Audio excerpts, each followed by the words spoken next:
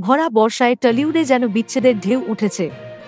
যিশু নীলাঞ্জনার ২০ বছরের দাম্পত্যে চির ধরা গুঞ্জন, অর্জুন সৃজার সুখী গৃহকোণে ফাটলের ফিসফিসানির মাঝেই কানে আসছে আরও একটা চর্চা। ৩ বছরের বিয়ে ভাঙছে গঙ্গারাম নায়িকার। যদিও সোহিনীর বিয়ে ভাঙার চর্চা নতুন নয়, গত বছরের মাঝামাঝি সময়েও স্বামী কল্লোল চৌধুরীর সঙ্গে সোহিনীর ডিভোর্সের গুঞ্জন মাথাচাড়া দিয়েছিল। সেই সময় অবশ্য সেই খবর হেসে উড়িয়েছিলেন নায়িকা। এই মুহূর্তে শান বাংলার দ্বিতীয় বসন্ত ধারাবাহিকে অভিনয় করছেন সোহিনী।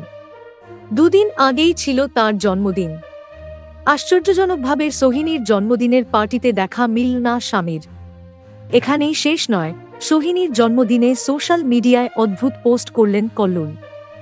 অথচ সেই পোস্ট প্রতিক্রিয়া দিলেন না সোহিনী। ইনস্টাগ্রামে ইতিমধ্যেই কল্লোলকে আনফলো করেছেন সোহিনী, মুছে দিয়েছেন একান্তে কাটানো মুহূর্ত।